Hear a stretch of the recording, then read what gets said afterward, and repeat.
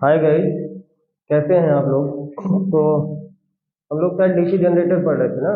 तो DC generator में हम लोग कंस्ट्रक्शन पढ़ लिए थे, अबाउट डीसी जनरेटर पढ़ा। फिर उसके बाद दूसरे लेक्चर में हमने आपको पूरा कंस्ट्रक्शन एक ही लेक्चर में पढ़ाया है। तो ये हो गया।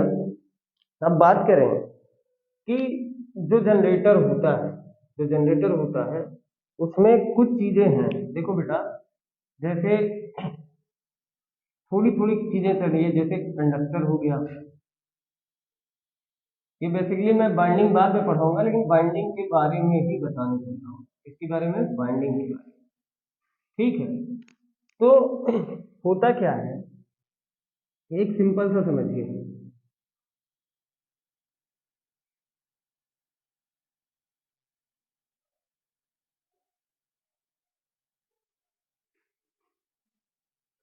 तो ये जो देख रहे हैं ना ऊपर वाला पोर्शन, ये इसको बोलते हैं, आपने इसको क्या कहा है कि सर ये एक टर्न है। क्या है? एक टर्न। तो टर्न में ये ऊपर वाला जो सिरा है और ये वाला सिरा है, ये कॉइल में दबी हुई इर्ज कहते हैं इसको, दबा हुआ। मतलब इसमें इनके कारण बहुत कम वोल्टेज पैदा हो। जो मेन होता है वो ये होता है, ये कंडक्टर है A1 A2, इधर ले लें B1 B2। ठीक। तो कंडक्टर, अब यहाँ उस कंडक्टर की बात नहीं करेंगे जिस कंडक्टर को आप जानते हो, जिसमें धारा आसानी से फ्लो हो, वो कंडक्टर की बात नहीं कर रहा हूँ मैं, बाइंडिंग में कंडक्टर की बात। तो कंडक्टर क्या होता है कि जिसमें विद्युत वाहक बल पैदा हो, जिसमें विद्युत वाहक बल पैदा हो, जिसमें विद्युत वाहक बल पैदा होता है, उसे चालक कहते हैं। एक दो चालक, अब टर्न की बात कर ले। तो टर्न क्या होता है? दो चालक मिल करके एक टर्न बनाते हैं। दो चालक मिलकर एक टर्न बनाते हैं। ठीक है, एक टर्न बनता है। बात क्लियर होगी? कई टर्न मिलके, अब कुंडली की बात कर ले। छोटा सा बेसिक कॉन्सेप्ट है जो मैं आपको दे रहा हूँ, कुंडली। ठीक है, ध्यान से सुनते रहिए। तो कुंडली क्या होती है? जब कई टर्न मिल जाए, कई टर्न मिल जाए इस तरीके से। ठीक है, ऐसे।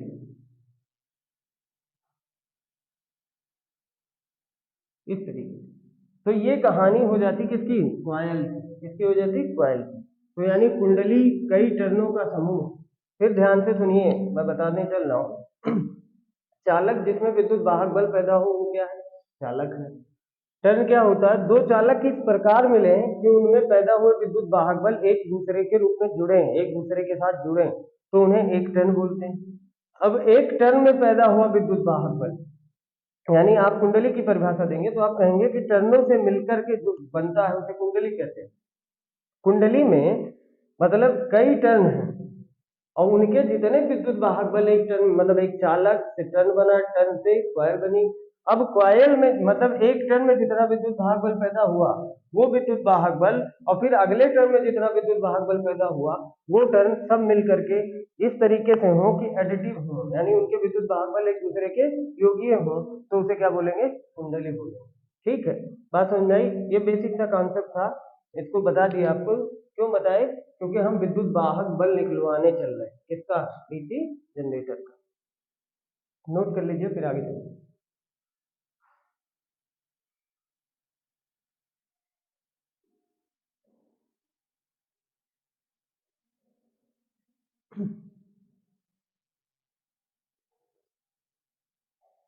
अब देखिए, हेडिंग डालिएगा अगले, E M F equation of DC generator.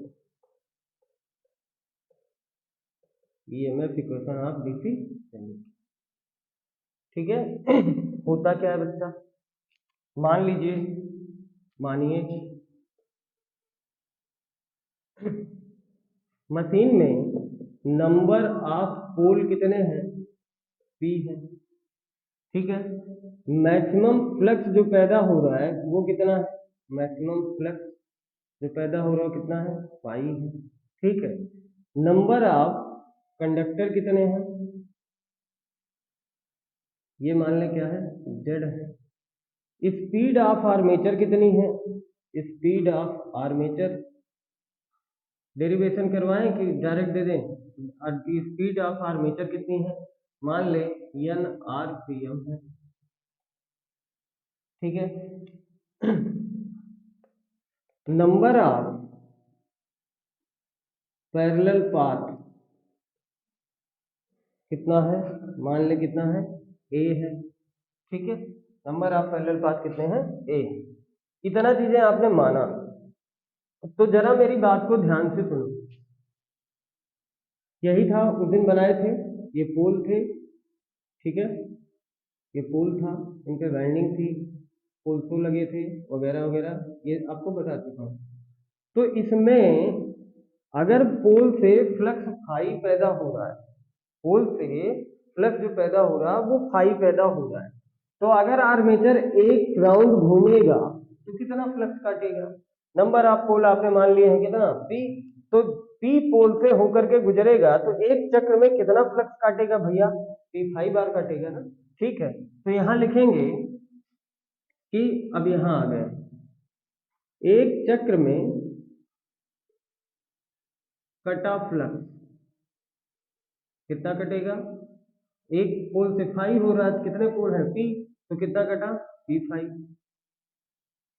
आपने स्पीड ले रखी है कितना, स्पीड आप ले रखे हो सर जी आर्मेचर की n rpm है, ठीक है, यानी कि 60 सेकंड में एक चक्र पूरा होता है, यही तो हुआ आरपीएम का मतलब।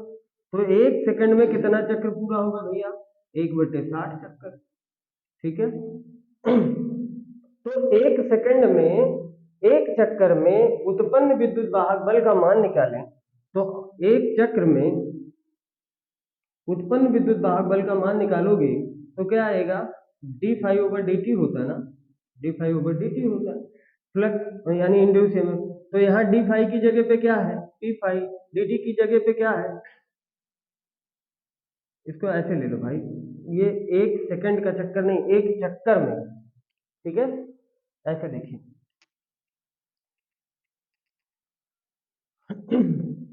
यानी एक n rpm कितने में, 60 सेकंड में, rpm का मतलब 1 मिनट पर मिनट, रोटेशन पर मिनट, तो यानी कि n चक्कर लगाता है 60 सेकंड में, तो एक चक्कर लगाएगा कितने में, 60/n में लगाएगा, ठीक।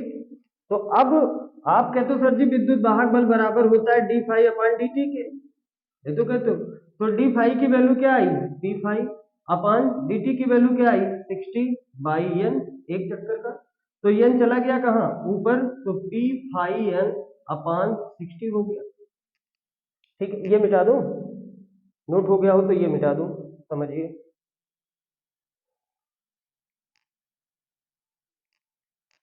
ये समझ पाए कि नहीं समझ पाए, सुन लो पहले बात।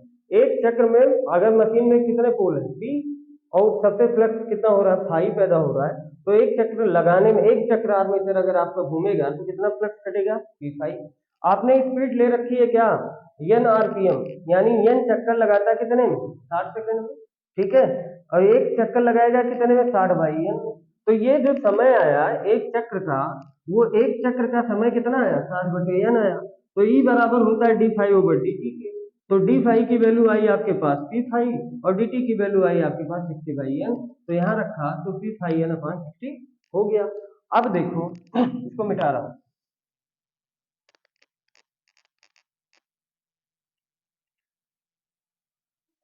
ये निकल के आया।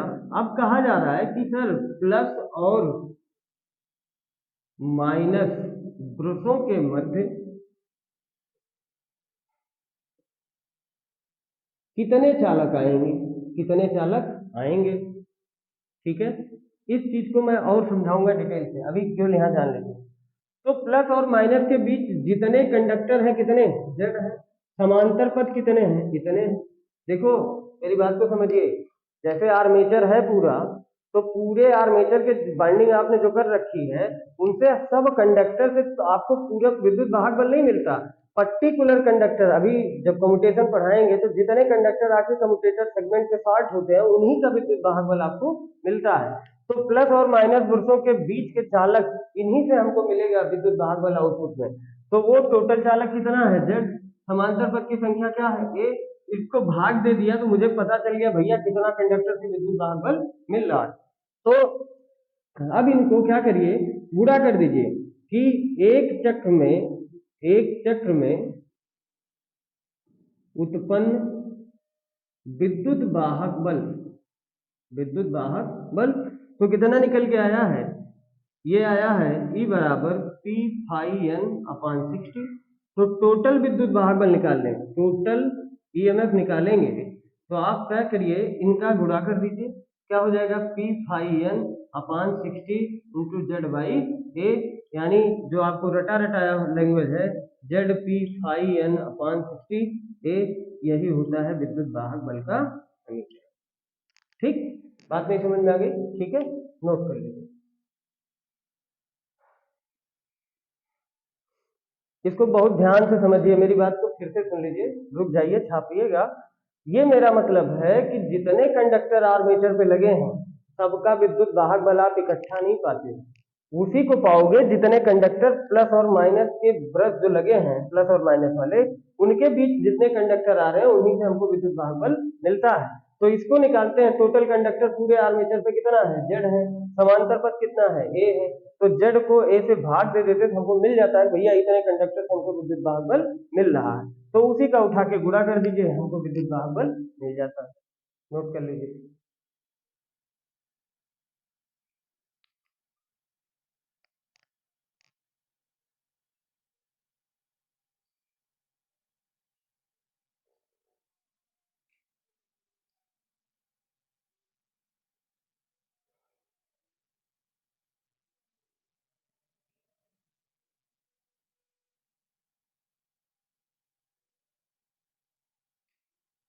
चले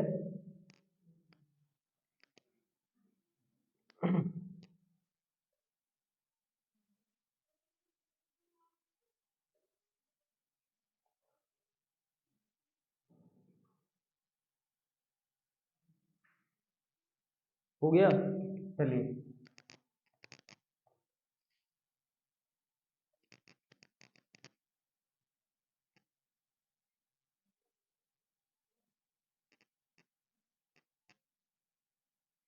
आप लोग ये नहीं चाहते हो कि हम लाइव आकर के आपके सवाल का जवाब दें। अगर आप लोग की ये इच्छा होती तो अब तक आप सब्सक्राइबर पूरा कर लिए होते। तो आप अपना नुकसान कर रहे हैं, मेरा नहीं। हमें क्या है, मैं तो पढ़ा ही रहा हूँ, आपके जो कंफ्यूजन है वही तो नहीं मिल रहा है। जब मैं लाइव आऊंगा तब तो आप पूछ पाओगे। तो आपको पता है कि जब तक 1 के सब्सक्राइबर नहीं होंगे तब तक आप ऑनलाइन नहीं आ सकते।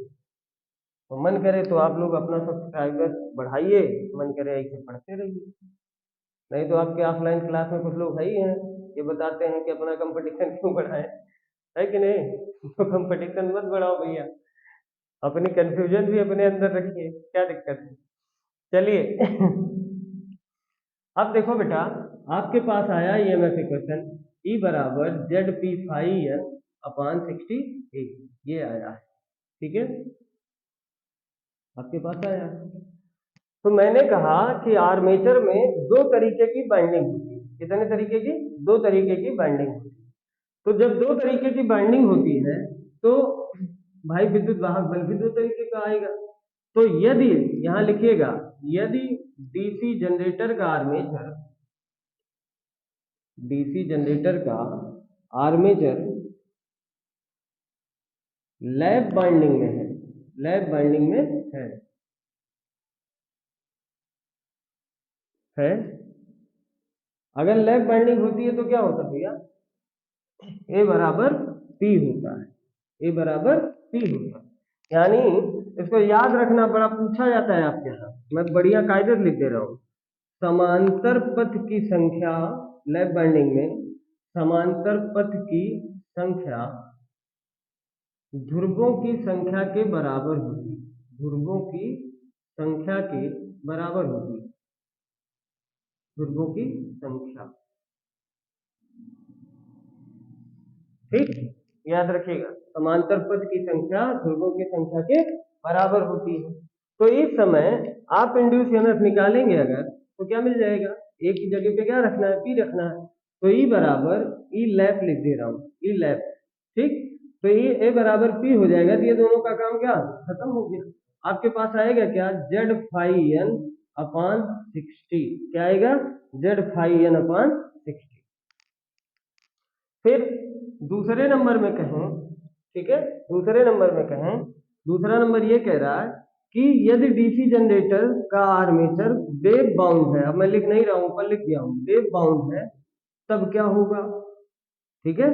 तो क्या होता है, याद रखना, तब होता है समांतर पथ की संख्या, समांतर पथ की संख्या जो है वो बराबर होती है 2 के।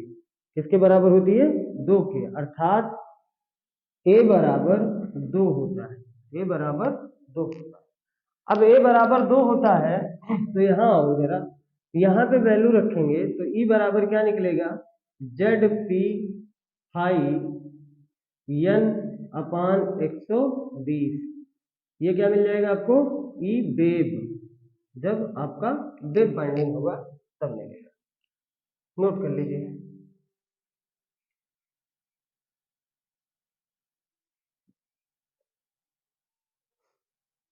ये तो सामान्य था, अब आपको लेके चल रहे हैं कंपटीशन पे, ठीक, एक ही सवाल लगवा दूं तब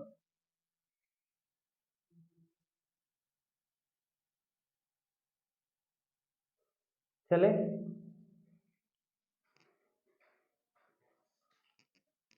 क्योंकि आपके यहाँ विद्युत वाहक बल पे सवाल आता है।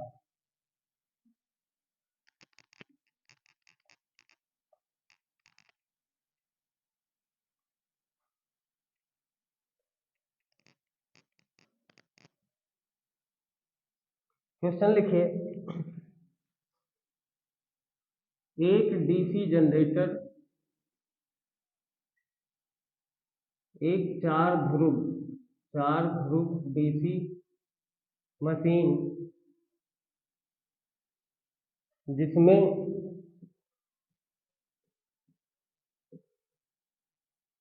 जिसमें चालकों की संख्या, एकदम सिंपल दे रहा हूं, लगाइएगा जरूर, चालकों की संख्या 450 है, ठीक है। तो विद्युत वाहक बल का मान ज्ञात करें, विद्युत वाहक बल का मान ज्ञात करें यदि फ्लक्स प्रति ध्रुव 0.5 वेबर हो तथा मशीन की गति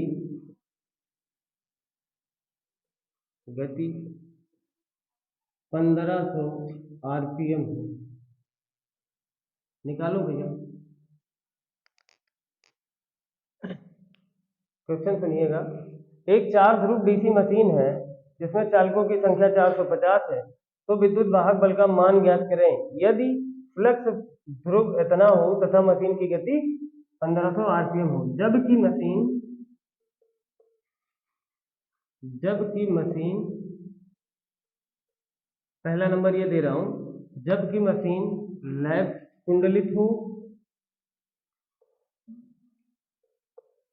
दूसरे में है वेव कुंडलित हो, दोनों स्थितियों में आपको ईएमएफ निकालना, निकालो भाई जल्दी करो। इसीलिए इसको अलग कर दिया, एक ही साथ दोनों पढ़ लो ताकि क्वेश्चन आपको देखना ना पड़े दोबारा। जल्दी लगाइए फिर बताइए।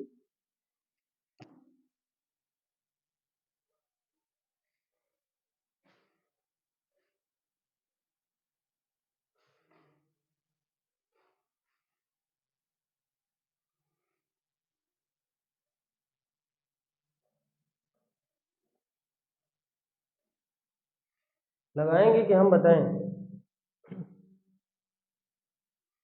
मेरी बात को ध्यान से सुनो बेटा, जब भी कोई न्यूमेरिकल आप लगाने बैठिए, चाहे वो कंपटीशन हो चाहे जो हो, जो दिया है उसे पहले लिख लीजिए, जो दिया है उसको पहले बहुत कायदे से लिखा करिए, जब आप दिया हुआ लिख लेंगे ना तो आपके दिमाग में आएगा मुझे करना क्या है, क्या नहीं दिया है और क्या निकालना, सब चीजें तभी क्लियर होंगी। चलो मैं एक बताता हूँ। पी की वैल्यू कितनी है भैया 4, जेड की वैल्यू कितनी दे रखी 450 चालक, फाई की वैल्यू दे रखी है कितना 0.5 वेबर, एन की वैल्यू दे रखी है कितना 1500 आरपीएम। ठीक, इतना चीज हमको दे रखा। अब आप पहली स्थिति में चलें तो पहली स्थिति ये कह रही है कि भैया जब मशीन लैब कुंडलित है तब क्या होगा। तो आप कहते हो पहली स्थिति में for lab binding, for lab binding A बराबर पी, ए बराबर पी यानी समांतर पथ की संख्या ध्रुवों की संख्या के बराबर। तो रखिए वैल्यू यहाँ पे ई बराबर जेड फाई एन अपान 60 हो जाएगी। अभी पीछे लगा के आ रहे हो तो जेड की वैल्यू 450, फाई की वैल्यू 0.5, एन की वैल्यू कितना 1500 और बटे कितना 60। ये कहानी हो गई यहाँ। तो 2 3 6, 2 सते 14, 2 पंचे 2 पंचे 10 और कटेगा, कट जाएगा ये भी 150 आ गया। ठीक है, तो कितना आएगा 150 गुणे, इसको इसमें गुणा कर लीजिए तो कितना है 55 25, 5 सत्ते 35, 35 2 37, 37.5, एक जीरो बढ़ाओ 15 पचे 75, 15 सत्ते 105, 105 7 12 के 2 हासिल है कितना 11, 15 दिया 45 और 11 56 और कितने अंक के बाद दशमलव, एक अंक के बाद दशमलव। ठीक, ये कितना आ गया 5625 वोल्ट। ये फ्लक्स की वैल्यू हमने वेबर में दे रखी है ना, बहुत ज्यादा आ रहा है। फिलहाल इससे क्या मतलब है, आपको लगाने का मतलब है 5625 वोल्ट आ गया। ठीक, अब दूसरी स्थिति में देखिए, दूसरी स्थिति में क्या किया है। ठीक, कह रहा है कि वेब बाउंड है फॉर वेब बाइंडिंग। जब आप वेब बाइंडिंग के लिए जाओगे तो ये बराबर क्या लिखोगे 2। ठीक है, अब रख दीजिए कितना आया था ई बराबर जेड पी फाई एन अपान 120। तो जेड की वैल्यू कितनी 450, पी की वैल्यू 4, फाई की वैल्यू 0.5, एन की वैल्यू 1500 बटे कितना 120। तो ये खत्म, ये खत्म, ये खत्म। ठीक, कटेगा 4 3 12, 3 हो गया, 3 पचे 15, 150। तो 15 15 में 225 यानी 225 और डबल जीरो हो गया और मल्टीप्लाई बाई कर दीजिए किससे 0.5 से। तो 5 0 0 5 0 0 55 25, 5 दूनी 10, 10 2 12, 5 दूनी 10, 1 11, एक अंक के बाद दशमलव कितना है 11250। यहाँ कितना आया था 5625। इन दोनों रिजल्टों को जरा मंथन करिए, फिर बताइए कि सर जी मामला क्या है। नोट कर लीजिए। ठीक है, नोट कर लिया, चले आगे देखिए। तो इस तरीके का क्वेश्चन आपको मिलता है TG2 की क्लास में, TG2 के कंपटीशन में। ठीक, नोट हो गया भाई, चलें।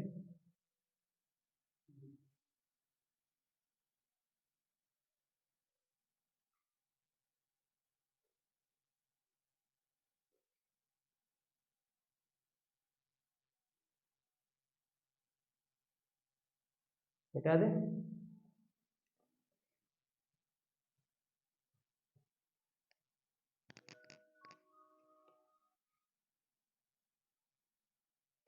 अब मैं यही थोड़ा सा चेंज कर रहा हूं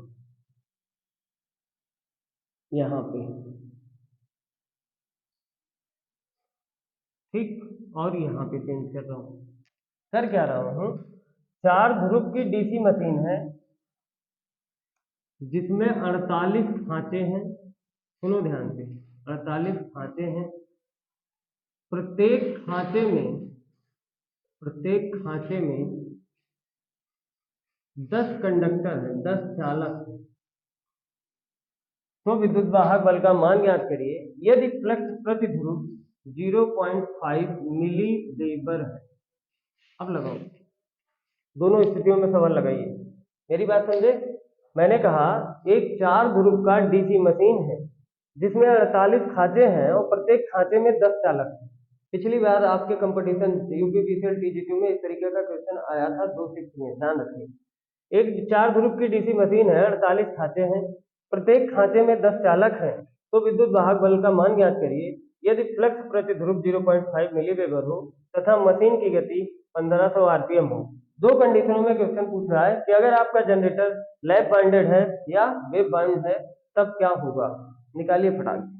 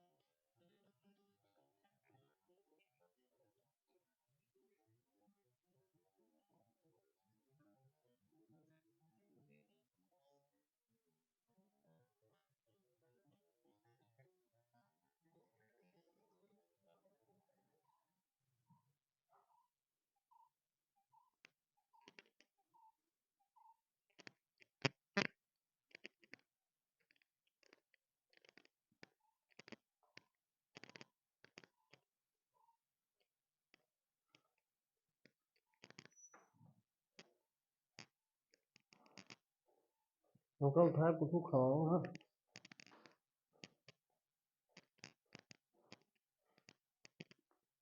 गुन्नू।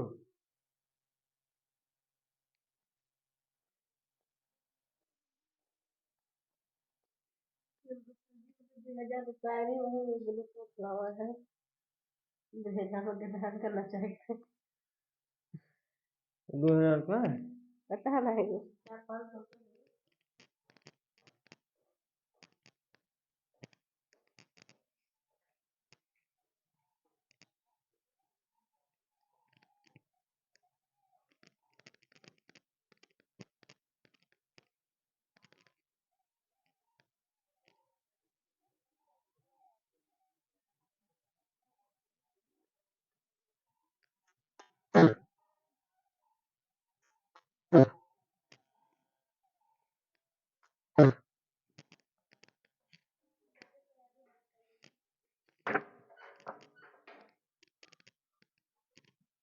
मोटर भरे हुए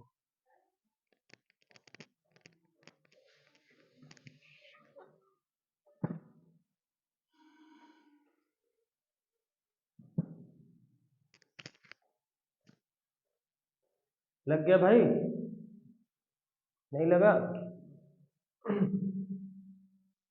चलिए देखिए मैं बताता हूँ। सारी कहानी सेम सेम, कुछ करना नहीं है, सिर्फ ये फंसा रहा होगा आपको। तो कुल चालक की बात करो, पहले यहाँ निकाल लो कुल चालक।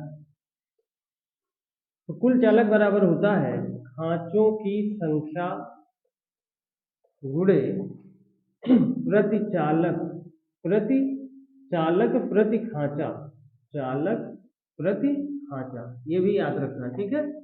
ये कुल चालक की संख्या होती है चालकों की खांचों की संख्या गुणे चालक प्रति खांचा। तो खांचों की संख्या कितनी 48, प्रत्येक खांचे में कितना 10, कितना आ गया 480। अब ई लैप निकालें, ई लैप निकालोगे तो जेड फाई एन अपान क्या 60। तो जेड की वैल्यू 480, फाई की वैल्यू 0.5। अब देखो मिली वेबर है, अब क्या है फाई की वैल्यू 0.5 मिली वेबर है, तो हम इसको किसमें कन्वर्ट करेंगे वेबर में। तो क्या आ जाएगा 0.5 गुणे 10 की घात -3 वेबर। ठीक। तो 0.5 गुणे 10⁻³ आरपीएम कितना दे रखा 1500 डिवाइडेड बाई कितना 60। अब देखो 1 10 यहाँ का निकाल लो, 2 10 यहाँ का निकाल लो, इनको कर दो खत्म। बात समझ रहे ना? कैलकुलेशन करने का तरीका देखो, 1 10 यहाँ का ले लिए और 2 10 यहाँ का ले लिए, 10 की घात -3 खत्म। आप लोग यहीं फंसते हो ना, तरीका सीखते चलो। तो इसको क्या लिख सकते हो आप, 48 गुणे 0.5 गुणे 15 बटे क्या 60। हो गया कितना सरल, 15 चौको 60, 4 बरम्बे 48, 12 पंचे 60, यानी कितना हो गया 6 वोल्ट आंसर है।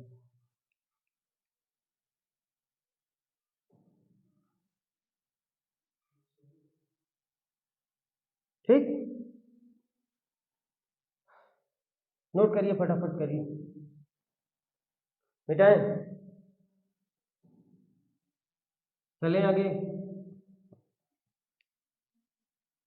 अब देखो अगर वेव पे निकालना है, ई वेव, तो क्या निकालोगे, जेड पी फाइव एन अपान 120। जेड की वैल्यू कितनी 480, अच्छा ठीक 480, पी की वैल्यू 4, फाइव की वैल्यू 0.5 गुणे 10⁻³ एन की वैल्यू कितनी 1500 बटे कितना आया 120। ये खत्म, ये खत्म, 4 3 12, 3 बचे 15 50। ठीक है, अब देखो 1 10 यहाँ का निकाल लें, 1 10 यहाँ का निकाल लें, ठीक, और 1 10 बढ़ा देंगे तो यहाँ कितना आ जाएगा 4.8 गुणे 0.5, 1 10 यहाँ का, तो ये क्या हो गया गुणे 5। ठीक, खत्म हो गया ना। देखो 1 10 यहाँ का, 1 10 यहाँ, ये हो गया, और एक इधर बढ़ा दिए पॉइंट, तो 1 10 और हो गया, कितना हो गया 3 हो गया, तो 3 से 3 क्या हो गया खत्म हो गया। अब देखो इनको कर लीजिए, 5 अट्ठे 40, 5 चौको 20, 20 4 24, ये हो गया गुणे 0.5। फिर करिए 5 0 0, 5 चौको 20 के 0, 5 2 10, 10 2 12, 2 अंक के बाद दशमलव कितना है 12 वोल्ट है। देखो बेटा क्या कुछ चीजें आपको समझ में आई, नहीं आई होंगी। 2 सवाल लगाया आपने, दोनों में आपने क्या देखा, बुद्धि लगाओ, एकदम बुद्धि। बुद्धि ये लग रही होगी कि लैब बाउंड में विद्युत वाहक बल का मान कम आ रहा है और वेव बाउंड में विद्युत वाहक बल का मान ज्यादा आ रहा है। तो यहीं से आपके यहाँ बहुत कॉमन क्वेश्चन पूछा जाता है, उसको मैं दिखा रहा हूं, हटा दूं इसे।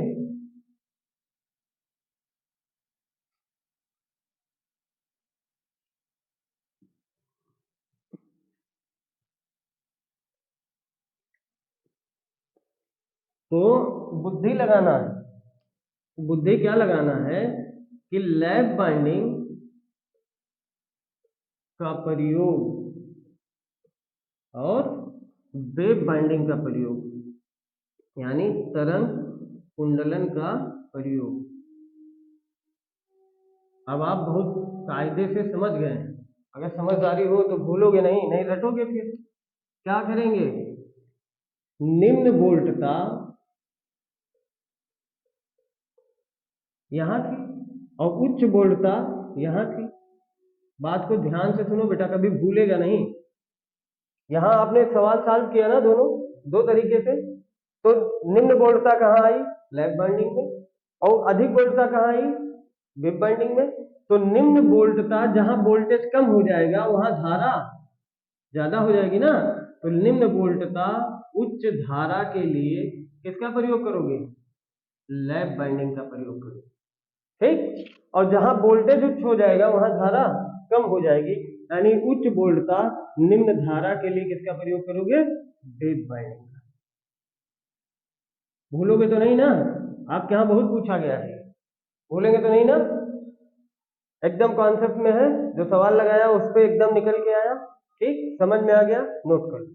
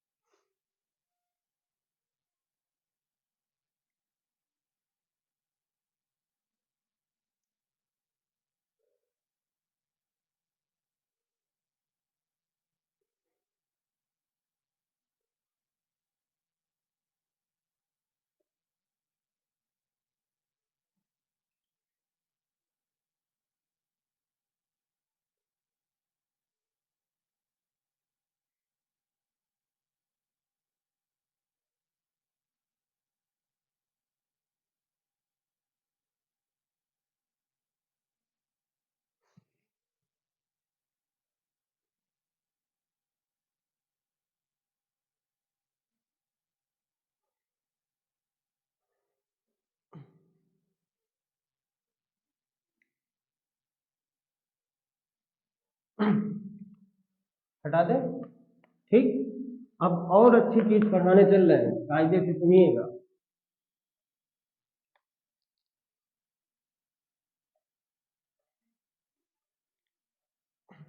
आपके यहाँ छोटे छोटे पिच पे क्वेश्चन आते हैं, पिच पूछता है, ठीक है, TG2 में पिच पूछता है, तो उनको जरा ध्यान से सुनिए।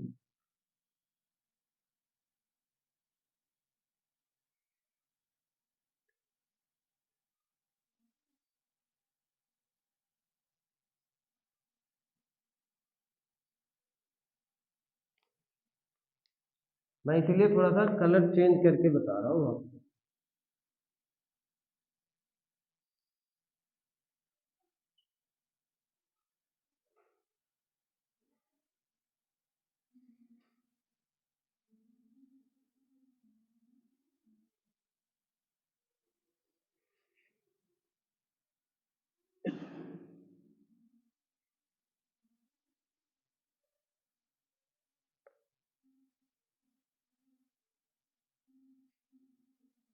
ठीक, देखो बेटा, तो एक कहानी यहां बना रहा हूं, ठीक है, एक कहानी ये बन रही है,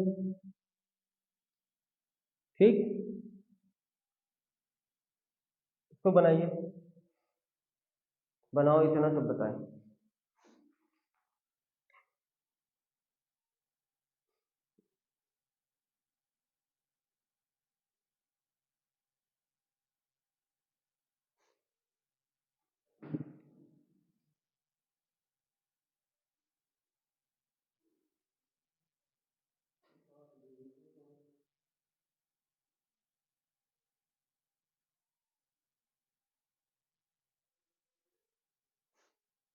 चले,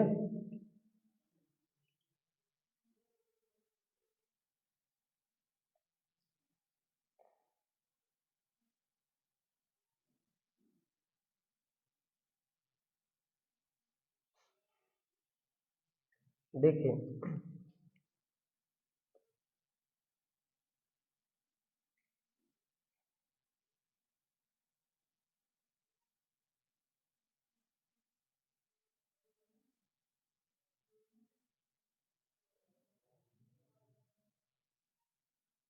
ये हो गया,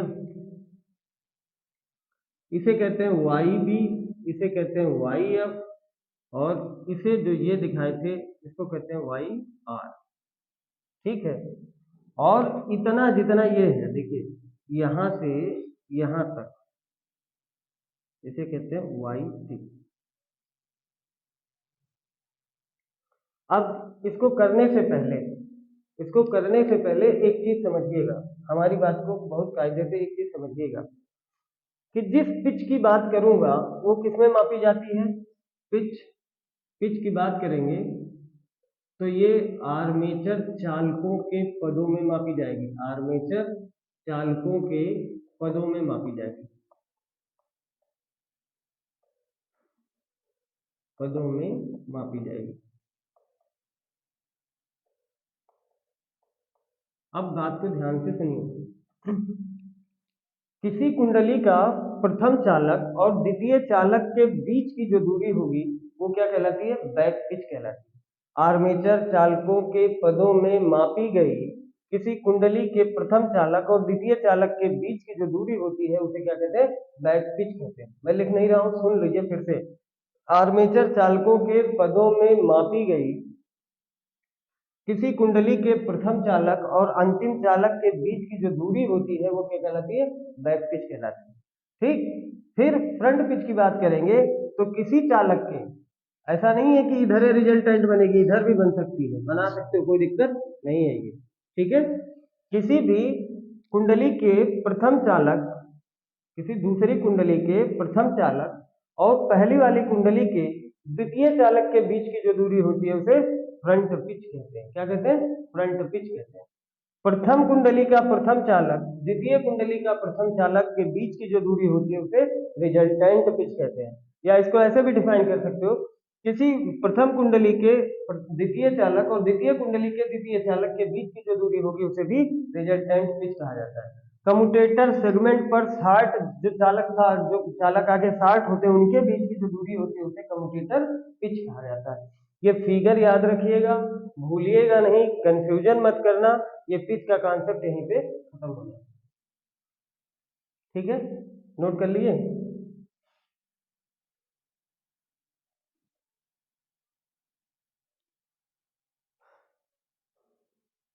हो गया, चलें।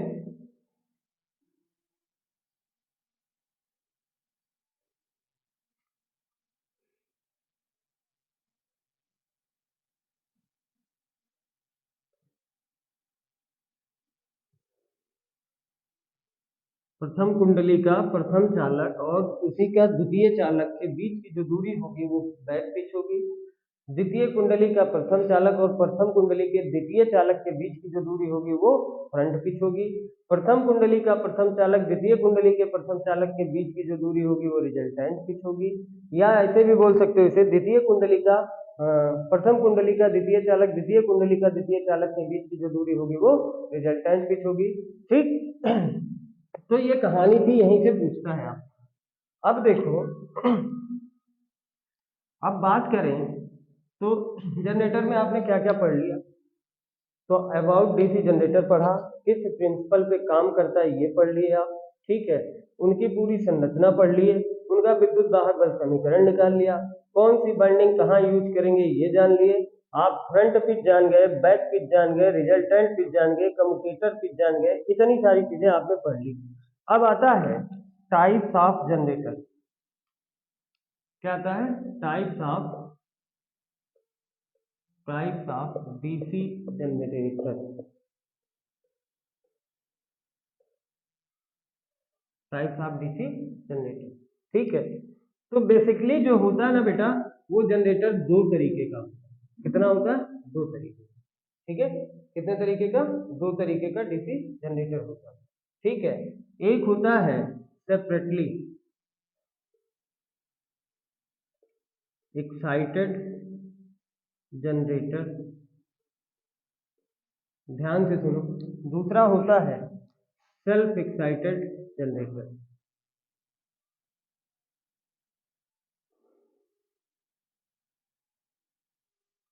फिर इनको कैटेगराइज किया जाता है। ठीक है, इसको कैटेगराइज नहीं करते, क्यों नहीं करते वो भी बताऊंगा, टेंशन ना लेना। ठीक है, एक होता है सीरीज जनरेटर,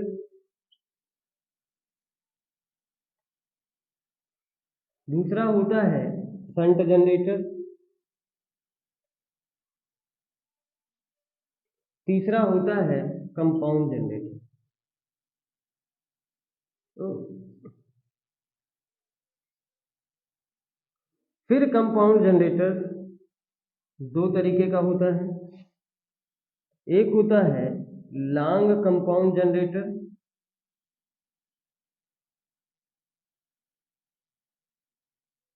दूसरा होता है शॉर्ट कंपाउंड जनरेटर।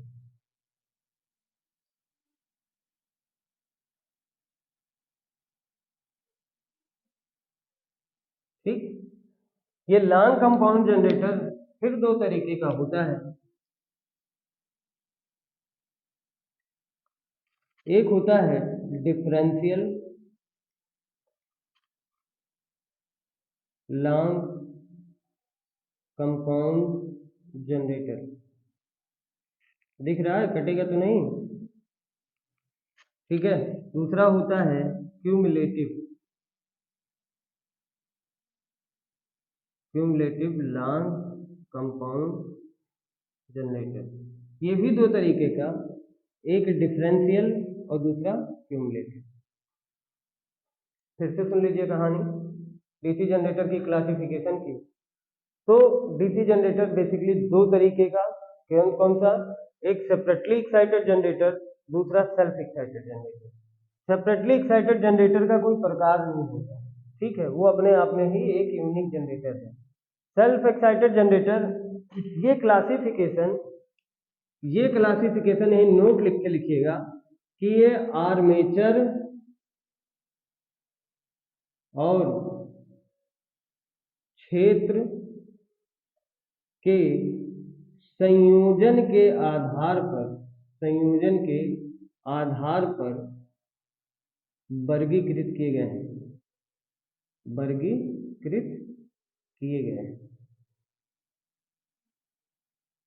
बात को समझिए, इनका कोई ऐसा नहीं है कि कॉन्सेप्ट के आधार पे है या किसी दूसरा तल है, केवल ये बटे हैं जो सेल्फ एक्साइटेड जनरेटर, ये आर्मेचर और क्षेत्र का संयोजन कितने तरीके से कर सकते हैं उसके आधार पे ये वर्गीकृत किए गए हैं।